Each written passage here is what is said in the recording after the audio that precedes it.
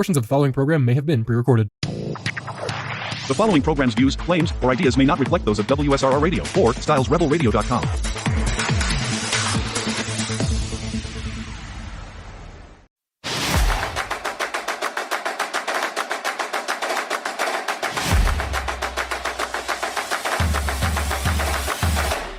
Welcome to another episode of Behind Enemy Lines right here on WSRR Radio, nationally local, meaning we play your local bands on a national stage. This is Behind Enemy Lines, your Cleveland sports talk show from Pittsburgh. We're recording this on January 10th. It is currently 9:39 p.m. on January 10th, meaning that it's the halftime of what's the name of this bowl? The Goodyear Cotton Bowl.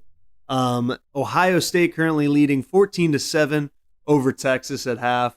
And me and Dom, we're getting this action live. You obviously know what happens because this is coming out on Monday, January 13th.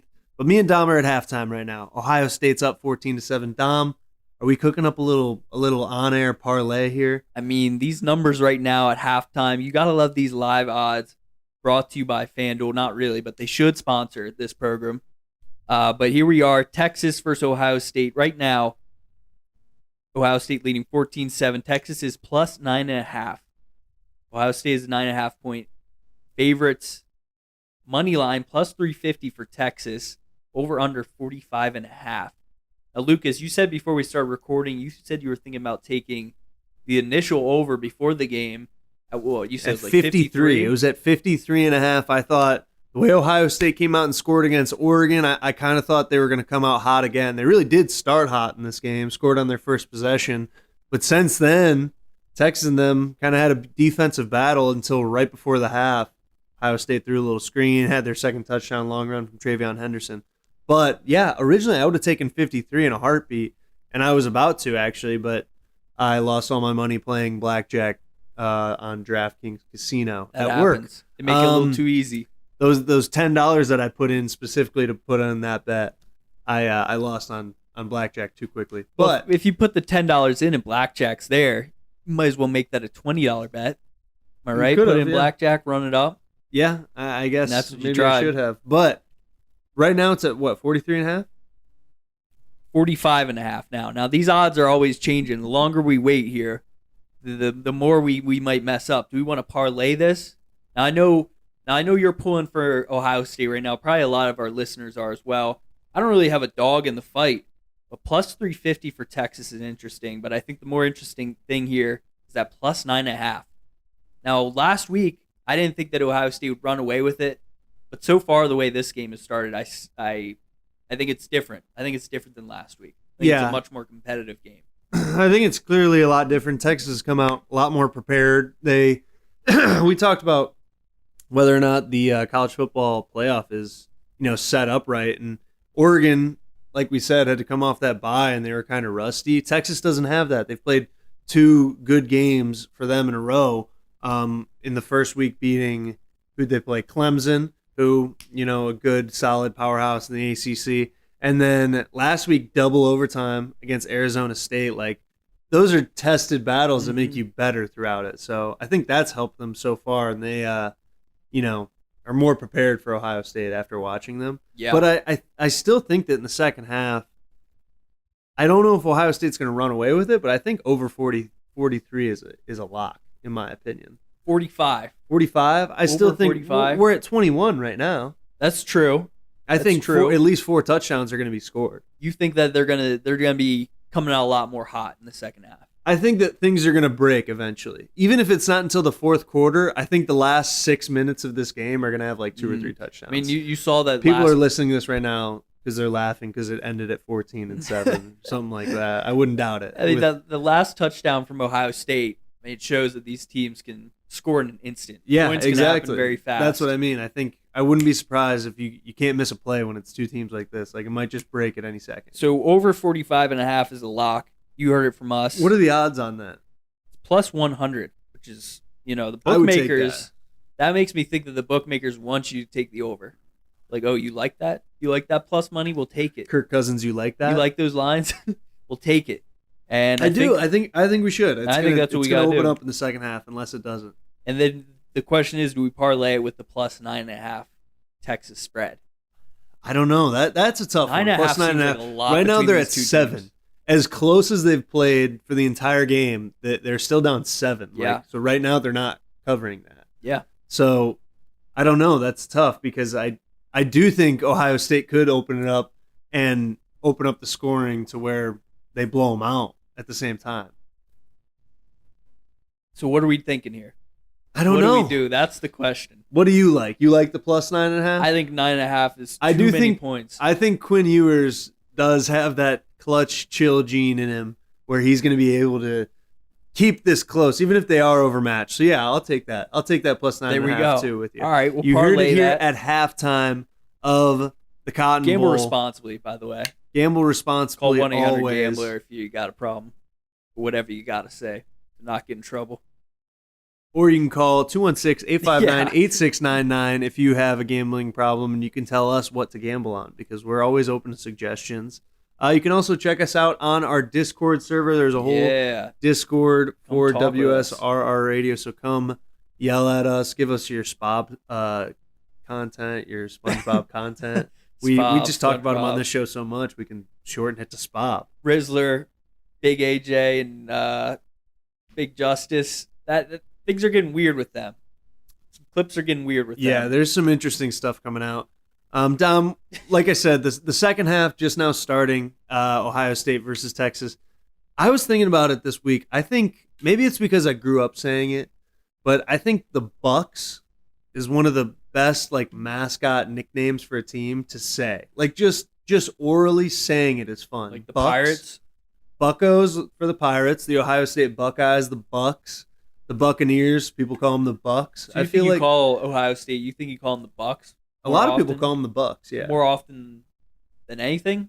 I mean probably the Buckeyes, but Yeah. I feel like people call Pirates Bucks more than well, yeah, anything. around here they do.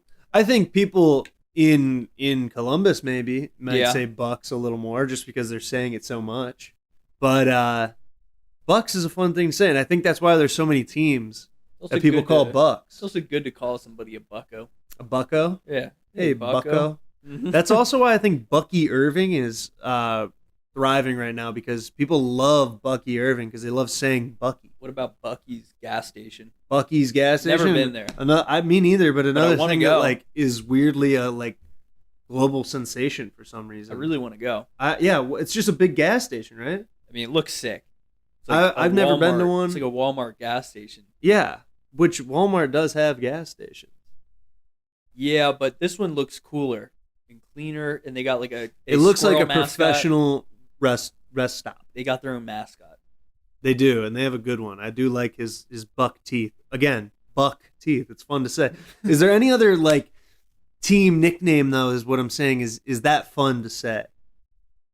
I do I think mean, that birds. I was mean, gonna. don't I like was. the Eagles, It was but on the birds tip of my is- tongue. Saying birds is fun instead of birds saying is "Go good. Eagles, go birds." Yeah, That's one's that's a good. fun one to say. I could get behind that. I feel like there's some things that just like roll off the tongue, or like the Pats for the Patriots. Yeah, that one's not Another bad. good one. Like it just kind of sounds a little good, especially when you have it like the Massachusetts, Masshole, Boston Yeah, accent. The Sox. Pats, the Sox. There you go. There's another one. That's not too bad. we're cooking. The A's instead of the Athletics, but they're like, It's like they're actually the real. A's. Yeah, Yeah. What There's about for the Phillies? I've heard people say the Phils. That's too close though, the right? Fightins? The Fightins? Yeah, No one I says heard- that. I heard a couple trash bags say that one. A couple of Philly- Yorktown trash bags. Yeah, a couple York Philly crossover trash bags. people from Yeah, Del go County. Fightins. We got the Fightins in the playoffs. What about the Lurs? Lurs is bad. I don't like that one at all. No. I feel like we might have had this conversation in the past. We did talk about the Lurs before and how it's probably the worst. Yeah, Lurs now we're is pretty talking about dumb. the best. Pack. The Pack Yeah, is don't fun. love it. The G-Men? What about the G-Men for the Giants? Yeah, now I think we did have this conversation. I think we before. had this exact same conversation in the past. What about the D-backs? the D-backs is kind of funny. Yeah. It's funny to say. The Not D-backs, it's so close to D-bags. Yeah, it's not a good one. It's not. I mean, but they're the I like Diamondbacks, Diamondbacks like, you know. better. Just call on them. What about when they were the Indians, when we called them the Tribe? I always loved that. Oh, my. interception. Will Howard just threw a pick to a big man. To a big fella, number 33. Good Lord. So Texas plus 9.5. Looking better now. Looking good for the show. Over 45 isn't as good because no scoring on that possession. But there's still 13 minutes left in the third. They got great field position here. So by the way, that parlay, we got a little 30% boost on it. Here we go. Plus 295. So, we're going to be making big money. What are we sitting at? 25 to win. So with that boost, we are limited to a $10 bet. Oh, okay. So we'll win $39 for the show. So we got an extra $15 to bet right now? Listen, if you join the Discord, we will and we win this bet, we'll choose one random person if we get 25 people to join the Discord. Someone will get that. We're saving money. Sounds like we're saving money. In the show. Tune in. Get in that Discord. Find our show on Spotify. There we go. Anywhere else you get podcasts. We're looking at Quinn Ewers' face right now. We talked about him maybe going to the transfer portal. Carson Beck. He's going to the draft today. Yeah. Well, I do think that the better he plays, he's just boosting his draft stock. And I think if they play really well, and even if they maybe win a championship, he should go to the league. Apparently, he's told ESPN that he expects to enter the draft. Oh, very why would he say that? He expects? He said this came out at 6:45 on Friday evening. Sources close to Ewers reiterated, yeah, but for the viewers, for the listeners who are listening on Monday or in the future on Spotify. So yeah, it seems like Ewers is 100% going to the draft. Wow, that does surprise me. I guess, like we said, he doesn't really have anywhere to go back in Austin. They're not really going to have a spot for him. But I saw an interesting one today. It was Carson Beck entering the transfer portal. And when I first saw it, I kind of thought the same thing as Ewers. Like, he's in the best situation he could be in right now at Georgia, right? Like, you've got all the talent in the world around you, and he's now transferring to Miami where his girlfriend plays basketball. Oh, maybe that's right. That may be a big part of it. What's her name? Haley Cavender, something like that. I feel like he just kind of is like, all right, I might not get drafted high in the NFL, and I might not make a good NFL quarterback, but I'm going to be TikTok famous.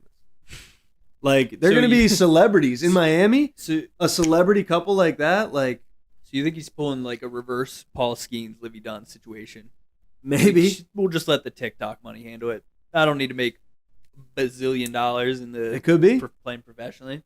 You never know. I almost feel like he's kind of getting the best of both worlds, where he's getting less pressure playing at Miami, and he's also, playing another year where he's getting a bunch of NIL money, and he's going to be. I wouldn't doubt that they get like sponsorship money through that just for being kind of internet famous. The first thing that I thought when I saw that he was going to Miami was DJU. For the very first episode of the show, it was the very first week of college football. He was expected to do big things at Florida State. He was one of the worst quarterbacks in college football. First, he was expected to do big things at Clemson. Then he was expected to do big things at Oregon State. It's similar at Clemson to Carson Beck at Georgia. There was huge pressure on his shoulders coming from Deshaun Watson, Trevor Lawrence to DJU. Maybe it was too much pressure. Maybe he wanted to get away from that, and things got even worse in Florida State. I don't know if I think Miami's going to be very good next year. I wasn't impressed in the Pop Dart Bowl from them. Yeah, they had a Heisman candidate on their team, and they scored 41 points, but they lost by one, right? Did he? Yeah. I didn't even know that. The guy got the all-time record for passing touchdowns in college football career, and they sat out the second half. Miami lost the game. Wow, now that's through his 3 different schools that he's played at. How many years has he been in college? It's a great question. I think 5 or 6, just like some other guys like Bo Nix and other guys like we're seeing now. Dylan Gabriel set like the record for most college football games played this year for Oregon, and he was at 2 other schools, Oklahoma and UCF, I believe, before being in Oklahoma. He started. I just did not know this about Cam Ward. He started at Incarnate Word Cardinals. Yeah, UIW. Never heard of that school. And then he went to Washington State for 2 years, and then Miami. but he's been very good. He's thrown over 23 touchdowns all 5 of those years. So Yeah, he could very well be the number 1 pick in the draft. Held by the Titans now. Browns are sitting at number 2. When we come back, we'll talk a little bit of NFL, likely get into the Browns and their quarterback situation. So stick with us here through the break at Behind Enemy Lines right here on WSRR Radio.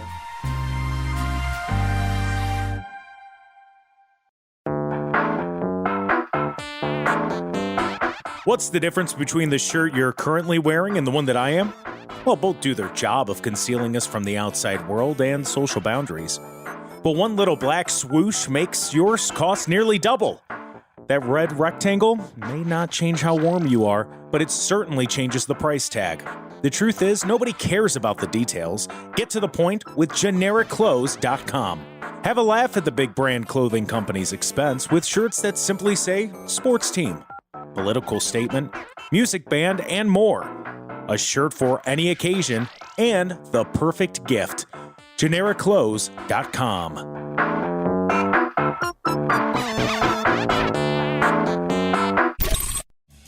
Hi, this is Melissa, And hey, it's Matt. coming at you from Synergy Music Studio.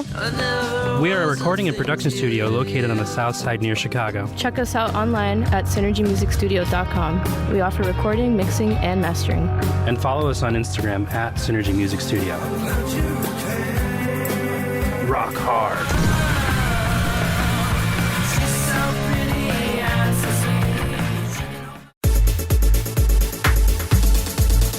Welcome back to Behind Enemy Lines right here on WSRR Radio. We're brought to you by Synergy Music Studio. Based out of Chicago, Synergy Music Studio offers a diverse array of musical services specifically crafted to meet our clients' needs.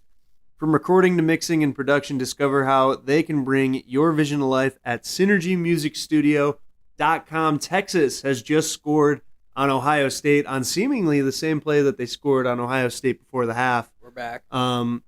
And we're back The on show this parlay is back. It's 14-14. The total's at 28. The over is not under, looking great. we bet the over on 45, but it's still the third quarter. We're still live. It's The still the points there third help. quarter. We need a quick drive from Ohio State. We need Texas to answer back, and then we need Texas to, just keep it close. We don't care who wins here. We're pulling for Ohio State here. We're an Ohio-based show. But they just got to locate keep it Pittsburgh. close. They just got to It's keep it close. That's it. I think it will be a close game the way this thing's looking. It looks like a true battle.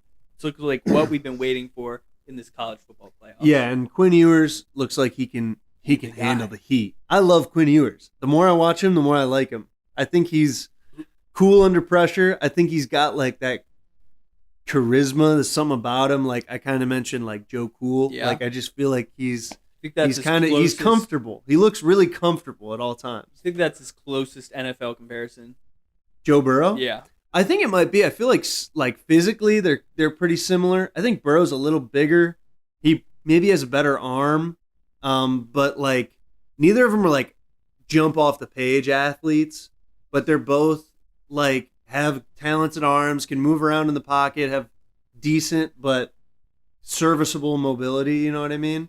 And like a Sam Darnold from this guy. from Ewers, Yeah.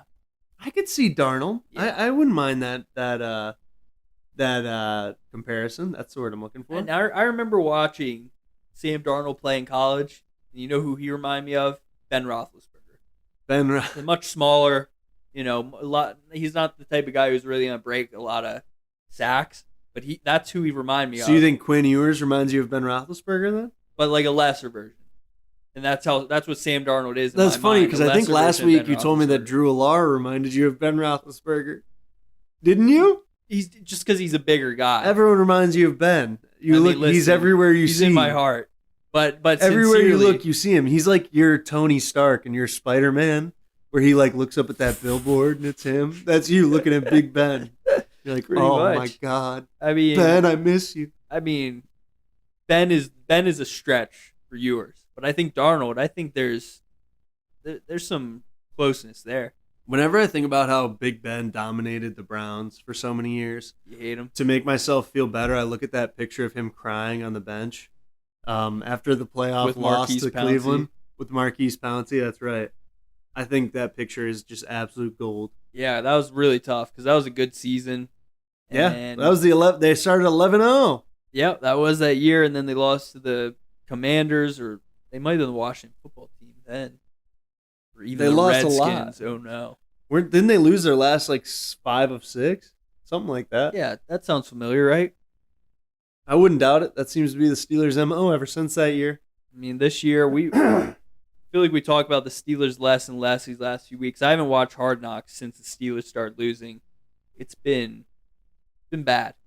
Yeah. And I'm not... There hasn't been much to root for. I think there's a lot of people who are really concerned about the Steelers going into this week against the Ravens, which you guys will already have seen. That happens on Saturday, I believe. Yep. Saturday January night. 11th. Cold night in Baltimore, January 11th. That's right. I think there's a good chance that the Steelers can win this game. I think it's one of the better matchups that they could have got. I think it's one of the worst matchups that the Ravens could have got. I do think that it's better for them that they have the divisional rival Ravens. I saw a stat that Mike Tomlin playing against a divisional team in the playoffs, I think he was 7-2. One of them was to the Browns. A couple years ago. Yeah. And then what have they done since? Hey, nice year. They have more playoff wins than the Steelers since 2020. Yep. But not a lot of more playoff berths. No, not even close. But wins, that's what matters. Yeah, no, you're right. You always bring up completely Lamar's agree. playoff record. He always gets there, but what's his playoff record? You always bring that up. Now, we talked about some bets on this program so far. I had 2 futures. One I placed in September, one I placed in October. The first one was Ravens to win the Super Bowl. And in my mind, it was well, if this team is going to be really good and they win the Super Bowl, I can't be upset.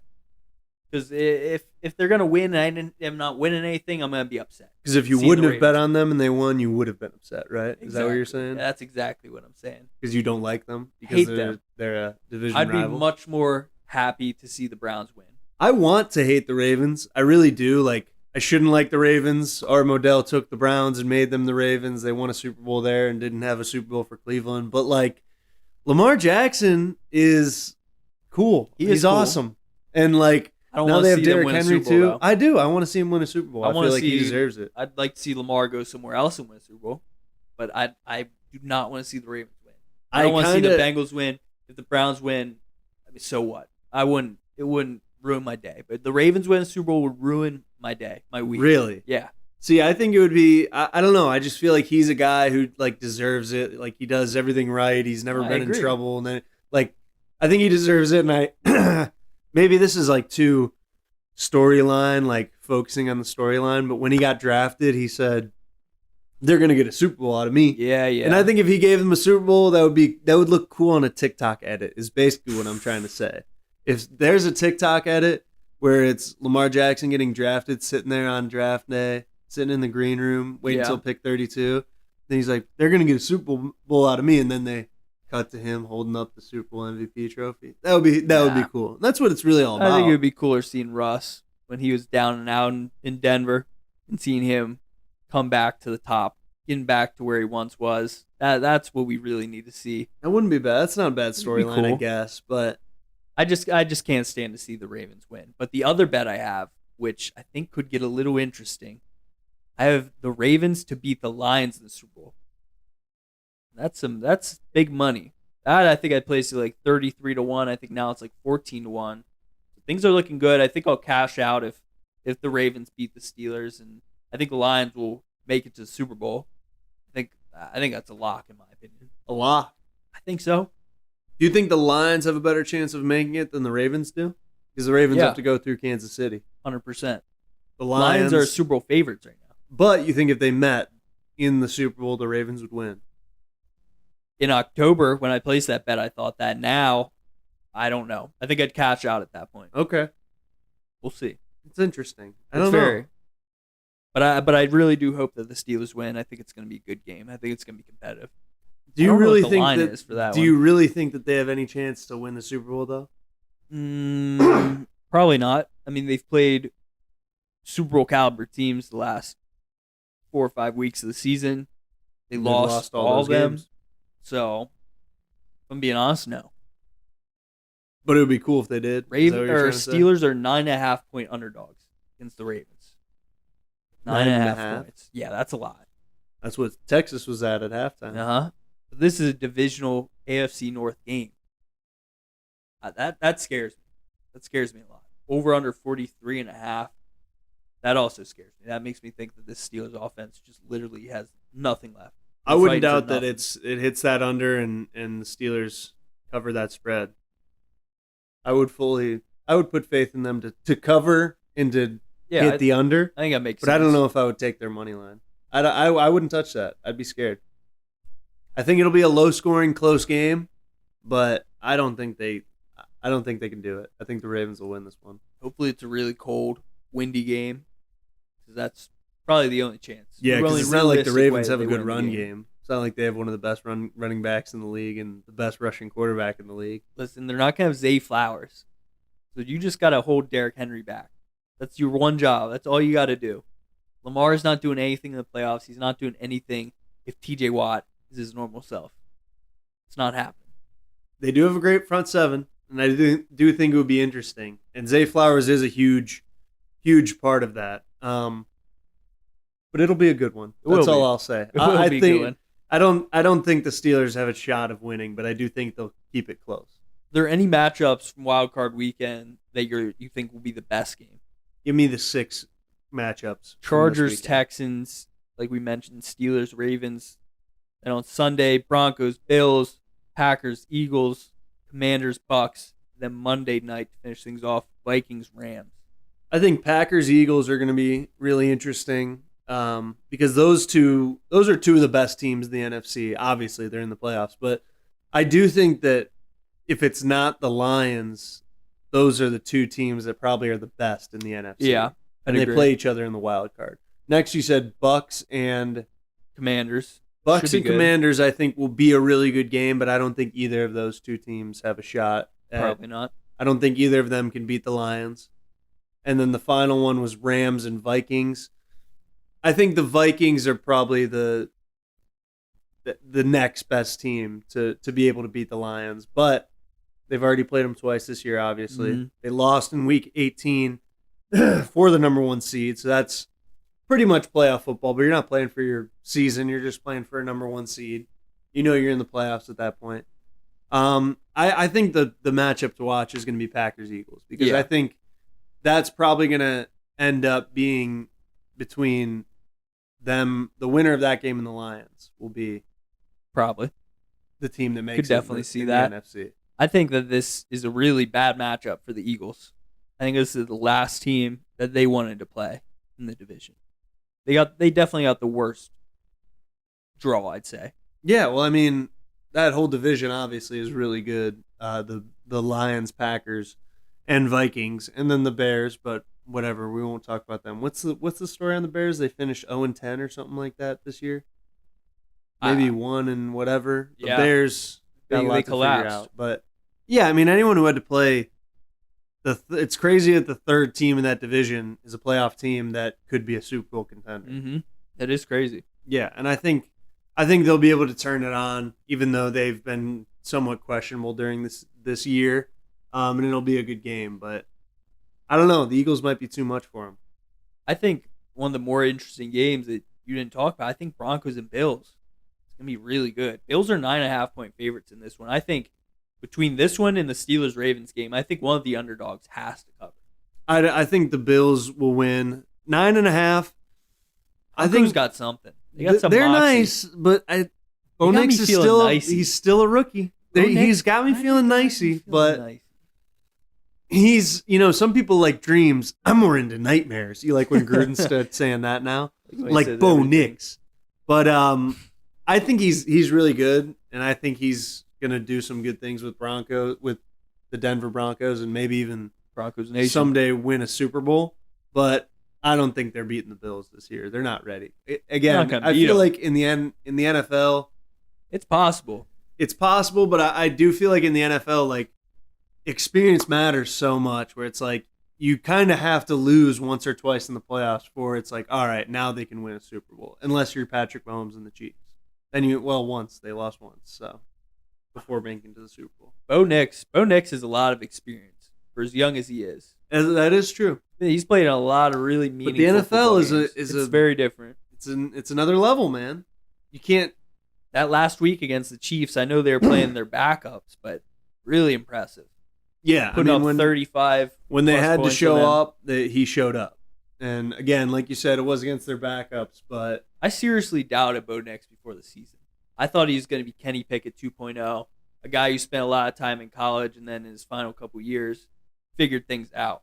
But I was completely wrong. He's a true NFL guy. He probably should have been not as slept on as he was. I think people seriously doubted it when he was drafted in the first round by the Broncos. Well, I think that people look at age in the NFL as such a big thing, like people coming into the draft. But at quarterback, it's different because it's not like the difference between being 28 and 29 at quarterback physically isn't that big of a deal. Being 28 or 29 at running back is a huge deal physically. You know what I mean? Where I think that people looked at that and said he was there for so long and he's 20 whatever going into the league that like, oh, he's so old already. Like, why didn't he come out before if he thinks he's so good? But physically, and like I said, with the NIL stuff too, like we talked about Drew Alar, like why wouldn't he stay in college? You know, he was going to Oregon, trying to win a national championship. And I don't know. I do think he was unnecessarily slept on. I agree. I think he's going to have a very, very bright future. I doubted Sean Payton. I doubted Bo Nix, but here they are. Wildcard Weekend, possibly one of the best weekends in sports. Yeah, in football, definitely, it is a good weekend. I feel like I really wish that it was still just Saturday and Sunday, though. Yeah, I think, well, they made the Monday night. Did they want to do that, or is it just because of the fires? I think that was originally planned. Really? I think so. I feel like I remember them doing that last year, too, but I couldn't remember. Yeah. I do wish it was all Saturday, Sunday. Yeah, the Monday night game really throws things off tomorrow and Saturday. Yeah, I agree. I also don't know why they've done like the college football playoff the way they have on days that they've played. Yeah, it's been kind of weird all over the place. Like in the last round, there was one team that played on Friday, only one game on Friday, and then the other three were supposed to be on Saturday or something like, or no, it was New Year's Eve and New Year's Day. Why did only one play on New Year's Eve and 3 on New Year's Day? They should have done 2 and 2. I just thought it was very weird that they were playing on like a Wednesday. Yeah, well, I get it was a just holiday, but yeah, still you gotta space these games out for like these guys. I do think the best weekends in football. I remember like when I first started following the NFL, I was like, oh, it's the playoffs. Like we're gonna watch the Saturday games like at 3 and 8, and then we're gonna watch the Sunday games at 3 and 8 again. Like it'll be a fun weekend to hone in on 4 games. And now they like spread it out more than it needed to be. Yeah. Same thing with this round. Why didn't they just have both games on the same day? I do think that would have been better. Like, why did they play one on a Thursday and then one on a Friday? They should just put them both on Friday. I agree. I think that would have been better. I think it's tough doing it on Friday. If they had Saturday available to them, I think that they would have. I do think that we're getting better matchups with the college football playoffs, but I don't think it's the same. Like those bowl games back in the day, those New Year 6 games, just some of the best. Yeah, those did hit experiences. Those were good times. And it's just not the same watching anymore, in my opinion. Maybe it'll get better. Maybe it's just nostalgia thinking back on it, but I just don't think these other games are as special as they used to be. Pop-Tart Bowl, though, that was electric. The Pop-Tart Bowl is probably the most that any marketing team has gotten out of sponsoring a sporting event ever. That's actually. for sure. And I think that they're doing it so good. Like I studied marketing a little bit in college. You did too. We did some PR classes and stuff like that. Like they figured it out. They're really like, all right, if we're gonna sponsor a bowl, like let's go all out and make it interesting and make people talk about us. Cheez-It kind of tried to do that this year, but I don't know if you saw any of that. They were flying them around. They were flying around the Cheez-It, and they were having him officiate a wedding like at the bowl. Oh yeah, they were clearly trying to do the same thing, but I don't know if it was just the mascot wasn't as cool looking. Cheez-It gets a little too weird. I mean, they got that commercial that's been on for like 15 years. What? Who's feeling the cheesiest? Yeah, I mean that. I woke up feeling the cheesiest, coach. I love that commercial. I mean, how long has that been on the air? That has been on for a long time. It's got to be funny. pushing 20 years. It's funny how many. There's no way it's 20 years. It's probably All right. like 6. What about the M&M's Christmas commercial? That's gonna be like commercial 50 is years old. That's what I was gonna say. I think there's so many. There's a lot of like iconic commercials. I think that one was originally black are and just white. always on. Yeah, it's pretty good. You think it was black and white? No way. That was just a joke. No, that wasn't. The other commercial that I always see at Christmas that I love is the Corona commercial. Yeah, where that they- one. That The one's Christmas lights on the palm Old. tree. You're telling me that's not 20 years old? That one is old. That one's old, but it's not as old as the I woke up feeling the cheesiest one, because that's a good one. I'm but gonna find out. It's not that old. Look it up. How old is I? Woke up feeling the cheesiest. Some say I've aged you perfect, or whatever he says. What does he say? He's like, I've aged you well. Some might say perfect. So I gotta know, who's feeling the cheesiest? I got nothing. You got nothing? I can't find any answers. What? Like they're wheels of cheese, but they're all dressed up for a football game? It's genius. How could you It get any was better great. than that? And that's why they said if it ain't broke, don't fix it. And they've been running it for forever. That is true. It's genius. Just like the What Corona about- palm tree. What about when did I woke up feeling the cheesiest air? This is wonderful content. They got wonderful nothing. research There's nothing. coming in from behind enemy lines. We will be back after this break, and we will talk more commercials. We'll talk about who's feeling the cheesiest. 216-859-8699. Let us know if you woke up feeling the cheesiest, Coach.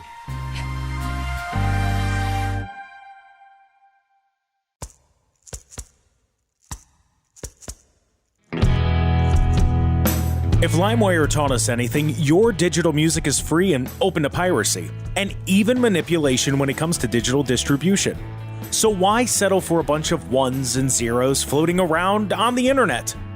Make your release something special with Hellbender Vinyl.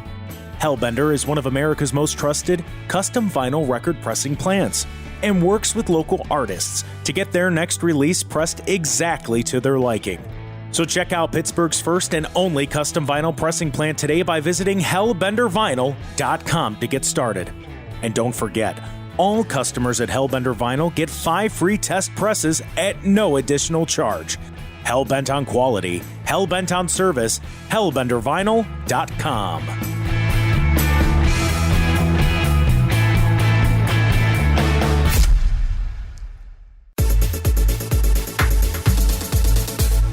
Welcome back to Behind Enemy Lines right here on WSRR Radio. We're brought to you by GenericClothes.com. Nobody cares about the details. Get to the point at GenericClothes.com. Right now, the fourth quarter is fully in swing here as we are watching Ohio State and Texas play in the Cotton Bowl. And Captain Jack Sawyer, the defensive end for the Buckeyes, just had a strip sack that he took back for a touchdown, putting them up 28-14 against Texas. Huge play. Huge play for the parlay. We need Texas, another touchdown will do it, right? Yeah. And then no more points allowed. Well, yeah, no more points allowed then We for could Ohio State. And then, the parlay would be locked in. we could get a nice little beat here if Texas scores a late garbage time tutty. It will be very interesting. You might hear our hearts break live on air on this beautiful Monday morning. It's very, very possible that interesting, though. We're live. you'll hear all of the hope exit our bodies while you're just driving to work at 10 a.m. Listen to WSRR Radio. How good is Scott Van Pelt? I feel like he's the last real one left on ESPN. Scott Van Pelt is The man. he's been doing it forever. He's what a sportscaster should be. Stephen A. Sports Smith. anchor should be. Stephen A. Smith, he's been doing ESPN stuff for a while, but No. SVP, he's the guy. Scott Van Pelt's He the gets perfect. He knows what he's doing. That's right. He gets it. I feel like that is the best way to say it. He just gets it He just understands how to be funny without being over the top. without doing too much. Exactly. That's right. Now we're talking about sportscasters. Have you seen what's going on at Fox Sports? Yeah, I was gonna say that. That's With Joy pretty Taylor? crazy. Skip Skip Bayless? Skip's going wild out there. Skip Bayless is absolutely wild. It's Offer to crazy. pay over $1 million to be with coworkers. It's crazy stuff going over there. Joy Taylor out there hooking up with network executives as Yeah. well as co-hosts. Allegedly, of course. Oh, Caleb Jeez. Downs just had a pick, and that might Parlay's dead. that might end our parlay. 28-14. Well, it definitely does. They're not going to cover the spread. Yeah, that's pretty tough for the show. But We're out $20. we're out 20 big ones. 20 bones. 20 smackaroos. And Dom put a side bet on on Texas, to Texas win. money line, and that's It's another. cooked. It's another 20 Another buckaronis. cook. 20 big ones. Yep, another red ticket. Get him next time. You ever see the meme where it's the guy mining? For diamonds. Yeah. A bajillion And he dollars. turns around. The other guy's like, I ain't turning around. And he's an inch away from bajillions. Yeah, Never give up. that's right. And I mean, hey, you know what they say about gambling? You can only lose as much as you put in, but you could win infinite amounts. This is all just humor. Call 1-800-GAMBLER. Yes. If you have a problem, If you heard any of those takes and you went, "That's so true," then you're out of your you mind. might need help. Yeah, I'd say so. It's crazy what these gambling companies, or these sports books, the type of bets they offer. Yeah, It's insane. it is. It's like, oh, I want to bet the Steelers to lose by between 15 and 17 points. Who's placing that? I think you'd be surprised. Oh, yeah. I mean, Which I think is the problem. yeah, I think that's the issue. I think the problem is that there are people making those bets, and a good amount of them. I mean, like the special bets that they have, it's like Justin Jefferson and A.J. Brown to combine for 400 receiving yards. Like maybe that'll happen once in a million years. Yeah, but what are the odds? Also, like plus 3,000. Yeah, but then the odds aren't even that good. That's the thing. It's So, crazy. Joy Taylor, Skip Bayless. How You have about any? it? You have any other thought on that? I mean, it makes me wonder what's going on in other sports media companies. That's what it makes me wonder. Yeah, but it's Fox. I feel like ESPN, I think they're buttoned up enough where that stuff's not happening. I think about like Barstool. I bet weird stuff's going on over there. I'm sure. Yeah, Portnoy seems like a strange fellow. I wouldn't They're doubt all that strange cats. in 15 to 20 years something comes out. But yeah, it just seems like a crazy world, that national sports media. They're doing crazy It sounds stuff. too much like a movie Yeah. or a TV show. A lot of people were talking about, which I was kind of surprised about. More about Joy Taylor than Skip Bayless. And I thought Skip Bayless was almost more, I don't know, worse. Or I'm not sure. I think it was I don't know. maybe equally. I think as crazy. Skip Bayless maybe not. Skip is an old married Skip- man in a position of power. I think Skip was it was a crime of passion, whereas Joy Taylor was just trying to get to the top. Yeah, but can you blame someone for trying to get to the top instead of someone like using their position, That is true. like someone lower? I don't know. If he wasn't I think it's all married, gross. Him being married is the big thing. That for is, me. yeah, that's awful. It's all really, And it's really bad crazy. because I don't know if you've seen this guy, Chef Donnie from Barstool. yeah, He makes these cooking videos in like the Barstool Chicago office. And I'm not a huge like Barstool guy, but they come up on my TikTok and I love cooking. And he's like makes it He very knows his simple stuff, and basic, and he knows his stuff really well though. And so I watch them all. But he had Skip Bayless on his show. yeah. And Skip Bayless was like, yeah, like we're like, I love my wife so much. He was telling stories about his wife and how much he loves her. And he was like, yeah, we, our one indulgent thing of the week is that every Friday we get a single slice of pizza and we watch a TV show One together. slice. Like that's our one thing.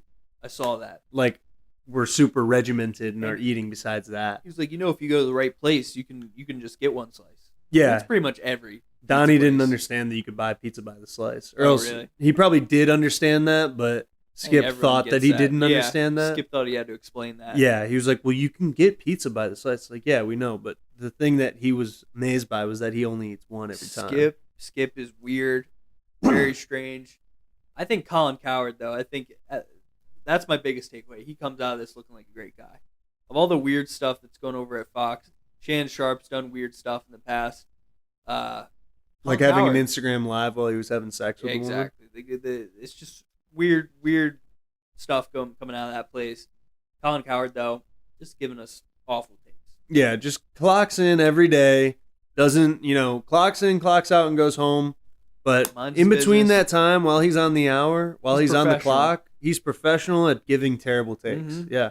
Yeah. So I respect him a lot. I've always been a big fan. I found a lot of respect for him because it was like, man, like he gives all these terrible takes, and I think he's such an idiot. But I was applying for this podcast company while I was in college, and they told me to make a 1-hour podcast by myself Mm-hmm. to like send in as an audition, pretty much talking about college sports.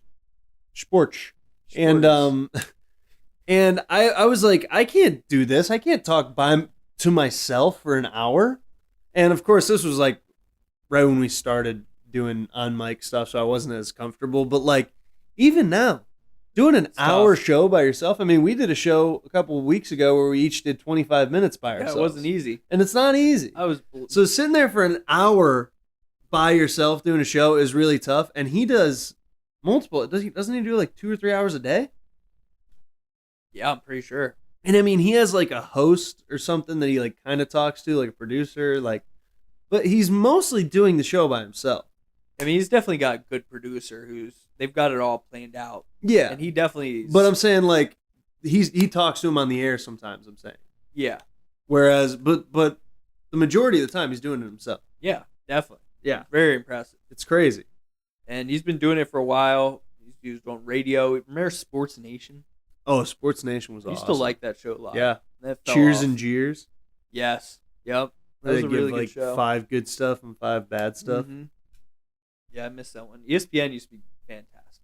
ESPN used to be fun. I think social media partially ruined I do, but I also I don't know. I just feel like they're getting lazy where like they only want to show the top stuff, and like it was more fun when you could turn on ESPN at any time and just see some random sport pretty much.